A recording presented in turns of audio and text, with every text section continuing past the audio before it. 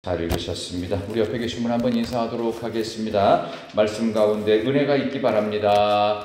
말씀 가운데 은혜가 있기 바랍니다.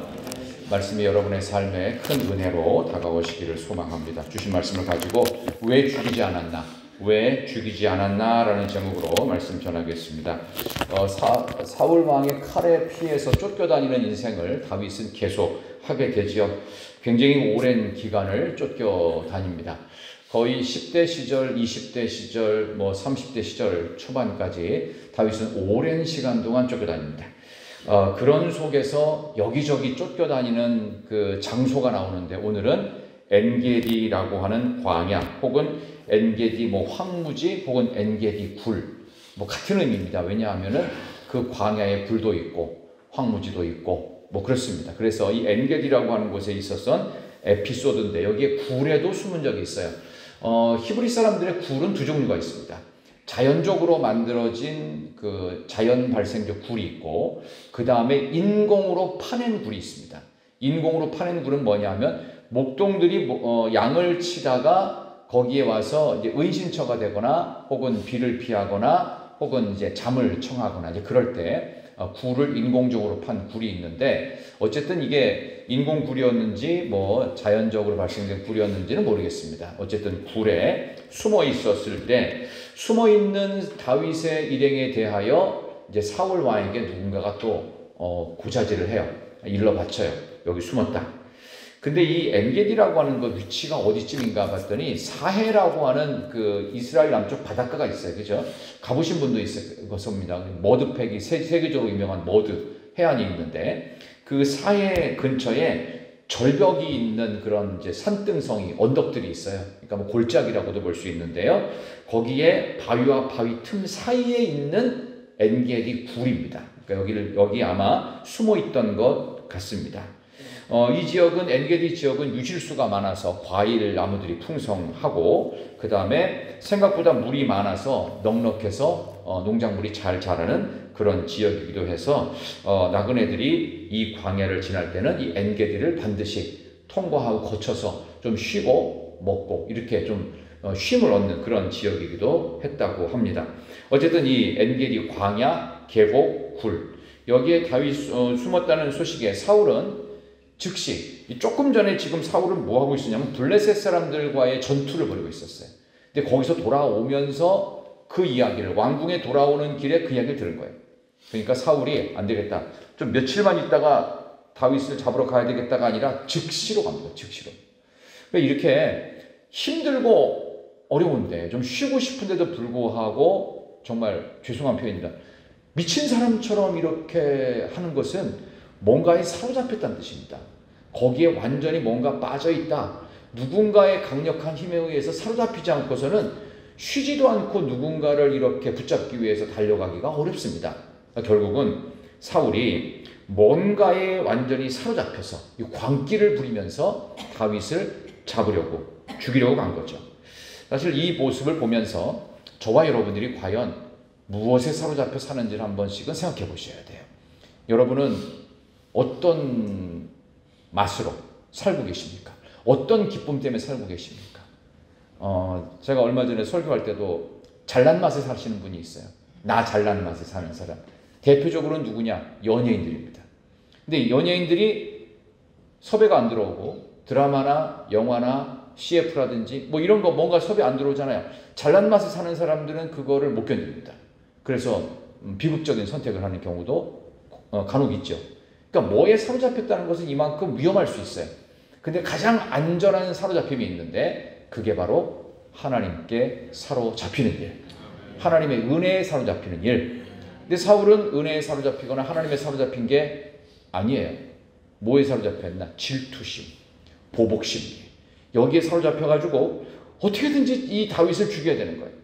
이 다윗을 죽여야만 자기가 원하는 목표를 달성할 수 있다라고 생각합니다. 그렇게 해야 행복하다고 착각을 해요. 아무리 많은 것을 얻어도 행복하지 않은 사람들이 많습니다. 왜냐하면은 나도 정말 그렇게 몇 천억 부자가 돼서 한번 돈 마음껏 원 없이 한번 써보다가 죽으면 좋겠다. 근데 제 생각에는요, 그런 것도 좋지만 정말 다시 한번 처음부터 말씀을 드리면 천국 갈 준비는 안 하시잖아요. 그 어떤 교회에서 그랬다고 그래요. 뭐 이름만 대면 아실 만한 교회인데, 목사님 제가 오늘부로 교회 안 나오겠습니다. 딱 그랬대요. 그러니까 왜 갑자기 그러냐. 믿음 생활 잘하는 분이에요. 아니 목사님은 천국 지옥 얘기 말고는 할 얘기가 없습니까? 아 그런 거 말고 좀 다양하게 설교를 해야지. 아 이거 지겨워 죽겠다는 거예요. 천국 지옥 얘기 말해서. 나는 그런 얘기 안 하고 좀 딴 얘기도 좀 풍성하게 하는 그런 교회로 옮기겠다고 그랬대요. 그래서 안녕히 가시라고 이제 했답니다. 그러면서 이 목사님이 이렇게 고백을 했어요. 아 내가 목회를 잘못하진 않았구나. 교회에서만 들을 수 있는 얘기를 해야 되는 거예요. 세상에서 들을 수 있는 뭐 마음의 치유와 힐링과 상담과 뭐 돈 어떻게 하면 잘 버는 이야기, 인간적 처세술, 그 다음에 관계성 맺는 이야기, 그 다음에 어려울 때는 뭐 어떤 뭐 솔루션이 있어 뭐 찾아가고 어떤 단계를 거치고, 이런 얘기들은요 유튜브 틀면 다 나와요. 그런 얘기를 교회에서 하면 안 돼요. 교회는 천국과 지옥이 분명히 있습니다. 우리가 과연 누구의 이름으로 예수 구원을 받았는지, 지금 당장 죽어도 천국 갈 수 있는지, 우리가 정말 예수 믿는 이유는 지옥 가기 무서워서 예수 믿는 거예요. 교양 쌓느라고 예수 믿는 거 아니에요. 우리가 세련된 삶을 살려고 예수 믿는 거 아니라고요. 근데 그래서 그 목사님이 아 내가 목회를 잘못한 건 아니구나. 잘 가라고 하면서 거기 가서는 여기보다 신앙생활 더 잘하셔야 됩니다 하고 이제 기도해드리고 보냈다는 겁니다. 이 뭔가에 잘못 사로잡히면 가장 본질적인 것을 왜곡하면서 교회에서 엉뚱한 것을 해주기를 바라는 묘한 심리에 사로잡힙니다. 그러면 안 된다는 겁니다. 안 됩니다. 오늘 이 사울이 누가 세운 왕이에요? 본인이 능력 있어 세워진 왕이 아니에요. 하나님이 세워주신 왕이에요. 그럼 그 자리는 누가 만든 거예요? 본인의 능력으로 만든 게 아니에요. 기초부터 시작하지 지금까지 하나님의 은혜로, 하나님의 절대적인 보호하심을 만들어진 자리예요. 그럼 어떻게 해야 돼요? 하나님한테 잘 보여야 될 거 아니에요. 하나님께 사로잡힌 게 맞죠. 근데 그게 지겹다는 거예요. 이제는 나도 이제 기반을 잡고 나도 능력이 됐으니 이제는 누구의 속박이나 누구의 말을 들을 게 아니라 내가 원하는 대로 한번 해보겠다. 이방에 있는 수많은 나라의 왕들처럼 나도 내 맘대로 뭐래도 한번 해보고 싶다. 절대 권력자로서 한번 우쭐해 보기도 싶고, 아니 사나이로 태어나서 한번 그 정도 한번 누리는 거 못하냐. 왕인데. 이런 생각을 하더라는 겁니다. 그러니까 별것도 아닌 것에 도전하는 것을, 그저 그 10대 소년이었던 다윗이 그저 저작거리에서 울려 퍼지는 그 유행가처럼 퍼지는 사울은 천천히요 다윗은 만만히요. 아 그런 노랫가락 하나 때문에 이 사람을 죽이겠다고 나섰으니 이게 왕으로서 이 채통이 망가지고 얼마나 유치한 일입니까? 근데 사람이 뭐에 잘못 사로잡히면 그렇게 됩니다. 부끄러운 줄도 모르고 이런 일들을 벌이고 있다. 어찌 보면 이것은 우리나라 안에서 벌어지고 있는 일인지도 모르고 우리도 여기에 빠질 수도 있습니다. 여러분, 사로잡힐 만한 것에 사로잡히셔야 돼요. 하나님의 은혜에, 하나님의 말씀에 하나님께 사로잡히는 여러분 되시기를 진심으로 소망합니다. 그러니까 여러분의 입술 속에서 예수 믿는 사람으로서 반드시 튀어나와야 될, 가만히 내버려둬도 이야기가 있어요. 무슨 이야기일까요? 내가 은혜 받은 이야기. 내 간증거리가 좀 나올 수 있어야 돼요. 입만 열었다 하면 드라마 얘기 나오고, 입만 열었다 하면 여행 가서 뭐 좋았다는 얘기 나오고, 입만 열었다 하면 어디 가서 음식점에서 그럴듯한 좋은 음식 먹었다는 얘기 나올 수 있죠. 그런 것만 하지 마시라는 거예요. 어떻게 해요? 절반은 그런 거 하시고 절반은 은혜 받은 이야기, 교회 이야기, 예수 만난 이야기, 내가 어떻게 살았는데 예수님 만나고 나서 이렇게 바뀌었다. 항상 거꾸로 우리의 삶을 역추적하면서 하나님의 은혜를 곱씹는 일들. 다윗은 그걸 시작했습니다. 그래서 오늘 설교 제목이 왜 죽이지 않았나라고 잡았잖아요. 사울을 죽일 수 있는 기회가 있었어요. 왜냐하면 엔게디라고 하는 이 동굴에 갑작스럽게 사울이 3,000명의 군사 데리고 왔다가 생리현상 때문에 배가 아팠던 것 같아요. 아니 그럴 만도 하는 것 같아요. 조금 전에 전쟁 치르고 왔는데 쉬지도 않고 군사 3,000명 나와 나를 따르라 하면서 갑자기 엔게디를 또 막 출동을 한 거예요. 이게 뭐 쉴 틈 없이, 왜냐하면 한 방에 끝낼 수 있을 거라 이렇게 생각했죠. 근데 갔는데 생각보다 여기는 계곡이었고 굴까지 가는데 아마 힘들었을 것 같습니다. 제대로 화장실도 못 가는, 이 전쟁이라고 하는 건 죽고 죽이는 일이기 때문에 이 긴장감이 조금이라도 풀어지는 순간 뭔가 몸에서 반응이 일어나겠죠. 어쨌든 생리현상 때문에 거기에 보니까 뭐 발을 뒤를 보러 갔다. 그 다음에 3장, 24장 3절. 3절에 보니까 사울이 뒤를 보러 들어가니라 라고 되어 있죠. 그 다음에 여기 보니까 풋노트로 난외주를 보면은 하고서 발을 가리러 들어갔다. 그러니까 이제 아마 대변을 본 것 같아요. 뭐 어쨌든 이제 용변을 본 것 같은데, 용변을 보려면은 이스라엘 사람들 옷은 통짜 옷입니다. 이렇게 푸대자루 같아요. 커다란 가운 같은 옷이에요. 그 용변을 보려면 어떻게 하겠어요? 속바지를 내리고, 죄송합니다. 이 속바지를 내리고 주저앉아야 되잖아요. 주저앉아야 돼. 서서는 못 볼 거 아니에요. 주저앉아서 하다 보니까 이 치렁치렁한 옷이 발을 가리겠죠. 그런 얘기예요. 발을 가린다, 뒤를 본다, 그러니까 용변을 본다, 그 얘기예요. 그렇게 했는데 그 사실을 동굴로 들어가니까 이게 시각의 이 룩수 차이가 나죠. 이게 조도 차이가. 여기 있는데 갑자기 깜깜한 데로 확 들어간다고 생각해 보세요. 그러면은 한동안 밖에 있다가 영화관에 딱 들어가면 깜깜해서 잘 안 보이죠. 그런 순간적으로 이게 시력이 제대로 안 돼서 홍채가 완전히 열릴 때까지 이게 잘 안 보입니다. 떠듬떠듬 거리죠. 그죠? 그러니까 중간에 이렇게 팻말에다가 이렇게 영화관 같은 데는 이렇게 불도 표시해가지고 걸어갈 수 있도록. 마치 그런 현상이에요. 그러니까 자연동굴이니까 여기 갔는데 잘 안 보이는 거예요. 급한 김에 그냥 했는데 그 냄새나는 장면, 그걸 다윗과 그 일행들이 보고 있는 거예요. 자, 그때 다윗의 부하들이 이렇게 말을 합니다. 4절 볼까요? 자, 다윗의 사람들이 시작. 당신에게 이르시기를 내가 원수를 내 손에 넘기리니 내 생각에 좋은 대로 그에게 행하라 하시더니 이것이 그날이니이다 하니 다윗이 일어나서 사울의 겉옷자락을 가만히 베니라. 아멘. 바로 이날입니다. 이때입니다. 다윗, 당신은 이 사람을 죽이면 됩니다. 여호와께서 만드신 바로 이날입니다. 근데 다윗이 많은 부하들의 그 응원에 힘입어서 단칼에 사울을 죽였나요? 안 죽입니다. 여기서 다윗의 위대한 점이 있어요. 이때 누구나 다 죽여야 되는 거예요. 왜? 원수잖아요. 이 원수가 사라지면은 이제는 본인이 왕이 될 수도 있는 거예요. 왜? 사울은 천천, 다윗은 만만. 내가 그 만만의 주인공 다윗이다. 골리앗 장군을 이기는 바로 내가 다윗이다 하면은 얼마든지 추대가 될 만한 분위기였어요.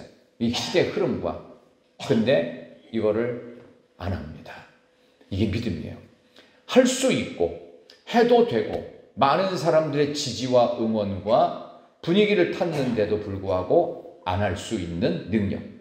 그래서 왜 죽이지 않았을까에 대한 답을 나중에 여러분께 설명을 드리면서 왜 죽이지 않았을지 한번 생각해 보십시오. 그래서 4절 끝에 사울의 겉옷자락을 가만히 베니라. 이게 무슨 쫄장부 같은 행동이었을까요? 근데 여기에 뭔가 있진 않았을까라고 생각해 볼 수 있습니다. 자, 5절. 그리한 후에 시작. 뱀으로 말미암아 다윗의 마음이 찔려. 이렇게 뵌 것이 사실은 굉장히 소극적이고 아주 가벼운 행동 정도. 그냥 크게 위협이 안 되는 거잖아요. 전혀 위해가 안 되는. 근데 그것도 마음에 찔렸다고 그랬어요. 왜 찔렸을까요? 자, 마지막으로 6절 한번 더 읽겠습니다. 자기 사람들에게 시작. 자기 사람들에게 이르되 내가 손을 들어 여호와의 기름 부음을 받은 내 주를 치는 것은 여호와께서 금하시는 것이니 그는 여호와의 기름 부음을 받은 자가 되민이라 하고. 아멘. 하나님이 기름 부어 세운 종을 내 맘대로 건드리지 않겠다. 이거 굉장히 중요한 깨우침을 그가 얻게 됩니다.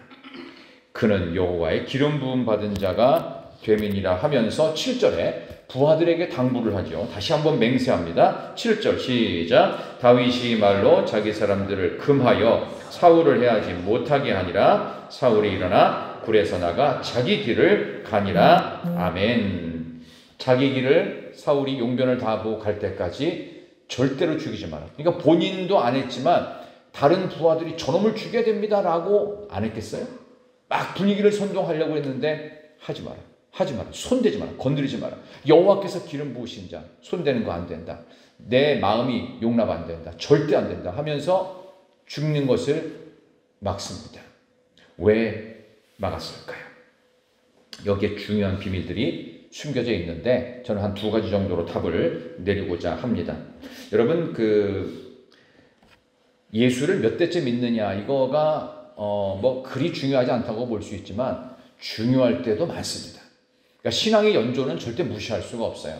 그래서 몇 대째, 특히 이제 중직자의 집안에서 뭐 할아버지가 장로님이셨고, 그 다음에 뭐 아버지가 목사님이셨고, 뭐 이런 거 있잖아요.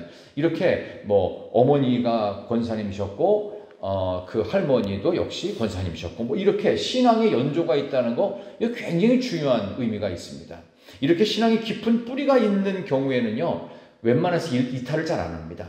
일탈을 좀 하는 듯 싶다가도 빨리 돌아오게 돼 있어요. 왜냐하면은 그 영적인 그 분위기가 있거든요. 이 분위기 안에서 이 웬만하면 잘 벗어나지 않아요.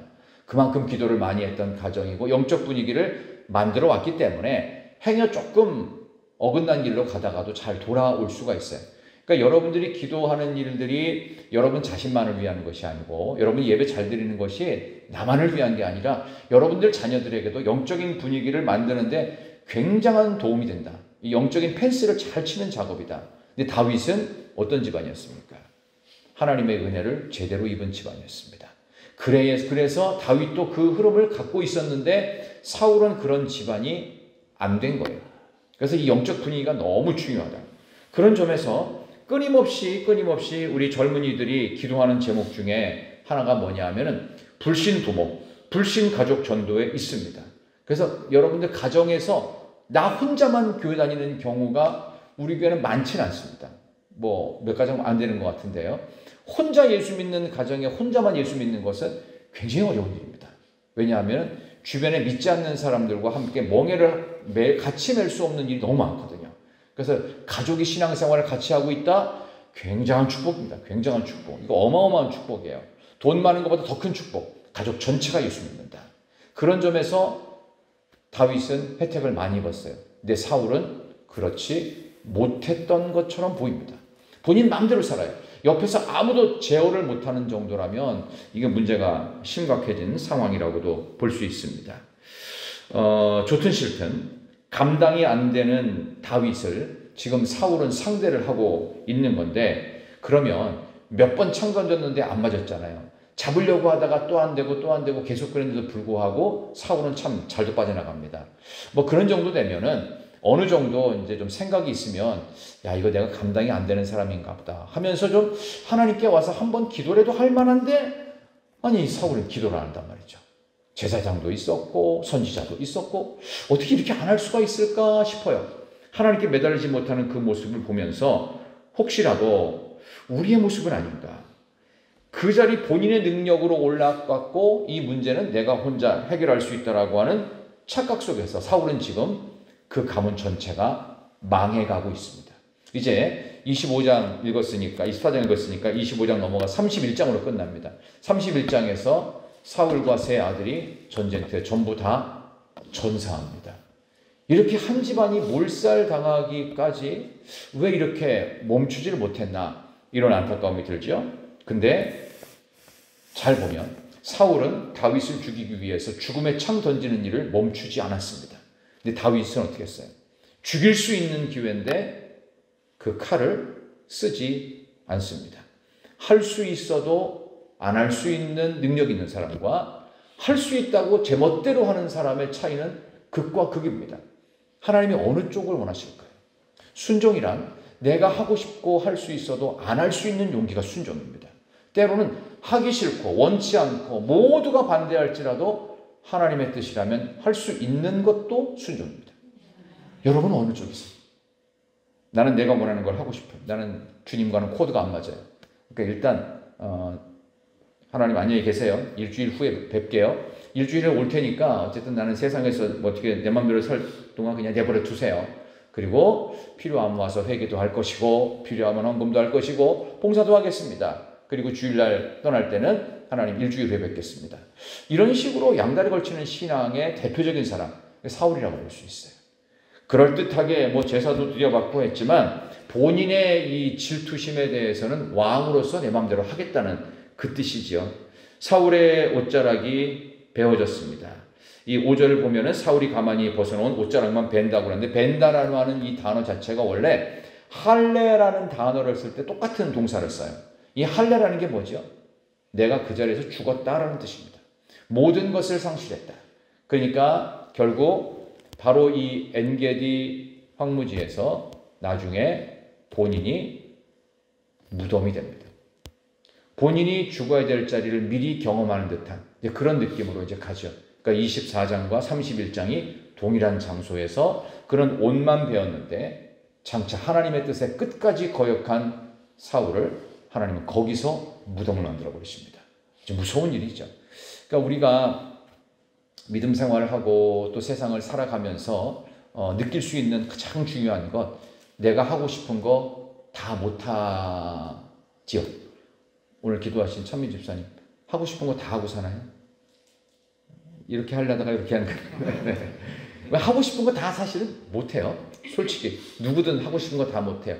근데 좀 그게 억울하기도 하고, 아니 딴 집은 다 하는데, 딴 집은 1년에 여행 10번씩 간다는데 나는 겨우 3번밖에 유럽 여행 못 가고, 그동안도 가고 싶은 데 많았는데 다 못 간 거. 사실 하고 싶은 건 있죠. 뭐 버킷리스트 같은 거 만들어서 뭐 다 해라, 죽기 전에 다 해봐라 그러는데, 이게 돈 벌려고 하는 방법이에요, 그게. 그래서 여행사에 돈 벌어주고 하려는 이 홍보 전략인데요. 다 못하는 것도 그리 억울한 일은 아닙니다. 오히려 다 못하고 아쉽고 좀 손해 많이 보는 것 같아도요, 저 천국에 갔을 때 그게 무슨 가치가 있겠어요? 저 천국이 훨씬 더 큰 가치입니다. 영원한 가치, 변치 않는 가치. 아니 그렇게 살다가 아무것도 못하고 그렇게 허망하게 끝날 거면, 아니 허망하지 않습니다. 천국이 있습니다. 저 천국에 영원한 기쁨이 있습니다. 그런 마음으로 오늘 다윗의 이야기를 여러분들이 다시 한번 깊이 생각하시면 좋겠습니다. 자, 한번 문제를 다시 한번 드립니다. 왜 죽이지 않았을까요? 왜 죽이지 않았을까요? 그 첫 번째는요, 이겁니다. 사람들이 주변에서, 동료들이, 부하들이 이때라고, 이날이라고, 여호와께서 당신 손에 원수를 붙인 날이 이날이라고 그랬잖아요. 근데 사람들의 환호에, 기대감에 넘어가지 않겠다는 결심이에요. 그래서 안 죽은 거예요. 사람들은 다 원하고 있어요. 모두가 지금이라고, 바로 하면 된다고, 그냥 뭐든지 일단 거침없이 하라고. 근데 그때 떠올라야 되는 게 있어요. 하나님의 말씀이에요. 기름 부음 받은 자는 함부로 건드리면 안 된다. 제사장, 선지자, 왕, 함부로 백성들이 손을 안 대는 게 하나님의 약속이고 원칙이었어요. 그래서 손을 안 댄 거예요. 할 수 없어서가 아니고 갑자기 무서워져서가 아닙니다. 하나님이 하지 말라니까. 환호 소리, 기대감보다 하나님의 약속이 더 크다. 두 번째 이유는 뭘까요? 왜 죽이지 않았을까요? 얼마든지 내 마음대로 할 수 있는 것도 하나님의 손에 맡기는 것입니다. 지금 이 사람 안 죽이면 내가 죽을 수 있단 말이에요. 그죠? 나를 죽이려고 하는 저 사람 앞에서도 이거를 내가 방어하거나 내 손으로 해결하지 않고, 하나님이 손대 주십시오. 저는 뒤로 빠지겠습니다. 폭력으로 맞서면 그때는 더 큰 문제가 생기게 됩니다. 폭력으로 맞서는 것을 인류 역사의 최고의 비극인 전쟁이라고 말을 합니다. 전쟁의 이유는 전부 다 자국의 이득을 위해서입니다. 내가 살기 위해서 남을 죽이고 공격하고 영토를 점령하고 포로로 끌어오고 그런 거 아닙니까? 그런 점에서 나를 죽이려는 문제 앞에서도 이 문제를 내 손으로 해결하지 않고 하나님께 맡깁니다.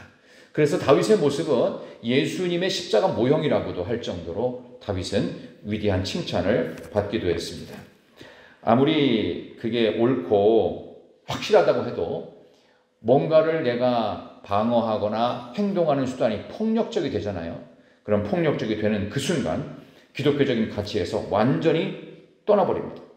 근데 다윗은 다행히도 영적으로 깨어서 다윗 당신이 하면 됩니다. 오늘이 이날입니다 하는 그 환호에 안 넘어갔다고. 그래서 우리가 기도할 때 그런 기도를 꼭 해야 됩니다. 하나님, 이게 하나님의 뜻입니까? 하나님의 뜻은 어디에 있습니까? 이게 과연 하나님의 뜻입니까? 이 흐름과 대세에서 지금 내가 이걸 하면 딱 좋을 것 같은데 하나님, 이렇게 막 깨달음이 오는데 이것도 하나님의 뜻이 맞습니까? 지금 내가 깨닫게 되는 이 어떤 그 세미한 음성 같은 이 소리도 하나님의 음성이 맞습니까? 하고 자꾸 검증을 해봐야 되는 겁니다. 이제 오늘 이 본문의 말씀 앞에서 우리는 한 번 더 다윗의 아름다운 모습을 뜯어볼 수 있는데, 한번 우리 9절 한번 볼까요? 9절부터 11절까지 한번 보겠습니다. 다윗이 지금 베지 않고 죽이지 않고 나와서 사울 왕 앞에서 큰 소리로 외칩니다. 자, 9절에서 11절 다윗이 사울에게 9절부터 시작.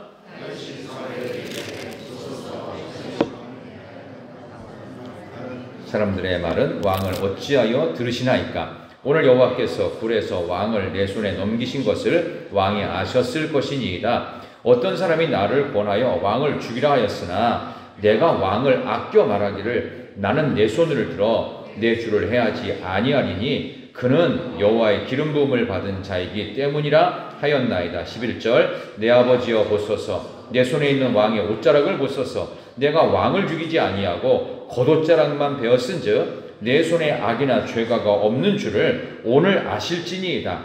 왕은 내 생명을 찾아 해하려 하시나 나는 왕에게 범죄한 일이 없나이다. 아멘. 바로 이거예요. 악한 자의 형통을 부러워하지 않고 아무리 나를 갖다 공격하고 나에게 악으로 갚으려 해도 악을 선으로 이기는 것입니다. 그럴 때 우리가 하나님 앞에 칭찬이 있습니다. 그리고 상급은 여기서 받는 게 아닙니다. 천국에서 받는 것입니다. 굉장히 인기 없는 내용의 설교가 지금 이어지고 있어요. 이것보다 이 땅 가운데서도 10배의 복을, 100배의 축복을, 증권, 그동안 펀드 해놓은 것들 하나님께서 100배로 해소해 주시기를 바란다고 간밤에 막 뛰어올라서 증시에 내놓으면 막 엄청나게 올라서 막 이득이 얻어지고 뭐 그런 걸 이제 바라실 거예요. 근데 그렇게 되질 않더라고요. 사실은 세상에서 내가 그렇게 크게 잘 되면 그로 인해서 힘들어지는 사람도 생각보다 많다는 겁니다. 그러니까 이게 세상은 하나님께서 공평하게 만드셨어요. 어떤 특정인에게 많이 갔다. 그럼 뭐예요? 이거는 그 사람 게 아닌 거예요. 나눠주는 거예요. 나눠주는데. 그래서 다시 공평하게 가는 영적인 원리 이렇게 돼 있거든요. 그죠? 그러니까 예수님 한 분이 돌아가심으로 예수님 혼자만 이렇게 멋있어지는 게 아니에요. 온 인류를 다 살리잖아요. 다. 이게 영적인 원리라고. 그러니까 내가 뭔가 잘 됐다. 다른 사람보다 10배 축복이 있다. 그러면 나누시면 돼요. 9명한테 나누는 거예요. 10사람이 나눠 가져야 될 걸 내가 받았으니까 너도 갖고 너도 갖고 하면서 이렇게 골고루 분배를 해야 되는 겁니다. 근데 이 영적인 원리가 적용이 안 되는 고대 사회에 절대 분주들이 많았죠. 본인만 다 누리다가 병걸로 죽기도 하고 누군가에 암살되거나 테러로 죽기도 하고 그런 일들이 벌어집니다. 근데 다윗은 끝까지 정중함과 예의를 잃지 않았습니다. 우리가 해야 될 아주 중요한 모습입니다. 무례한 기독교라는 책이 있어요. 무례한 기독교. 기독교 신앙을 얘기할 때 맞아요. 그게 맞거든요. 맞는데 너무 상대방에게 강요를 해요. 이건 잘못됐다고 이렇게 지적을 하잖아요. 그러면은 이게 듣는 사람이 맞는데 기분이 상하면 들어요, 안 들어요? 안 들어요. 맞는데도 안 들어요. 왜? 태도가 기분 상한 거예요. 그러면 그 태도 때문에 그 좋았던 내용이 다 사라집니다. 다 사라집니다. 그래서 여기 나오는 이 다윗은 끝까지 왕에게 내 주 왕이요, 아버지요 하면서 정중하게 예의를 갖추면서 또 도망 다녀요. 용서를 한 것처럼 보이지만 다윗은 알았어요. 이 용서가 아니라는 사실을. 그러니까 또 도망치죠. 멀리 도망치면서 도망자의 삶을 살고 도망자의 삶을 살았던 이유는 죽지 않으려는 것도 있지만 본인이 맘만 먹으면 얼마든지 사울왕을 죽일 수 있다는 것도 알았어요. 그랬기 때문에 더 이상 하나님이 기름 부으신 자를 손대지 않도록 하나님 제가 손대기 싫습니다. 하나님 더 이상은 제가 함께 하면서 피해를 주고 싶지 않습니다. 아무리 제 뜻이 맞아도 내가 옳더라도 내가 진짜라고 하더라도 손대지 않겠습니다. 하나님 제가 차라리 피해 다니겠습니다. 그러면서 억울한 피난살이 억울한 망명 생활을 계속하죠. 좋아질 날이 없어요. 계속 힘들어요. 그리고 나중에 이제 사울왕이 죽고 나서 헤브론에서 임시정부가 되었음에도 불구하고 그는 편안하지 않았습니다. 12지파의 왕으로 추대돼서 예루살렘으로 수도를 옮길 때까지 여전히 편하지 않았습니다. 근데 편하지 않았는데 너무 좋은 게 있었어요. 절대 죄를 안 져요. 힘들면 절대로 타락하지 않습니다. 근데 우리가 조금 등 따시고 배불러지고 여유가 생기잖아요. 그러면 반드시 딴 생각을 합니다. 이게 어쩔 수 없는 원리더라고요. 저도 그럴 때가 있어가지고 막 정신을 번쩍번쩍 차릴 때가 있어요. 이거 큰일 나겠다 이러다가 정말 뭐 내 맘대로 살겠구나. 이럴 때 하나님께서 말씀으로 우리를 잡아주시고 하나님의 은혜 가운데서 변함없으신 하나님의 붙잡힌 바 된 삶을 살아가는 저와 여러분 될 수 있기를 진심으로 축원합니다. 예, 우리 찬양하겠습니다. 오늘 우리 375장 나는 갈 길 모르니 주여 인도하소서 함께 찬양합니다.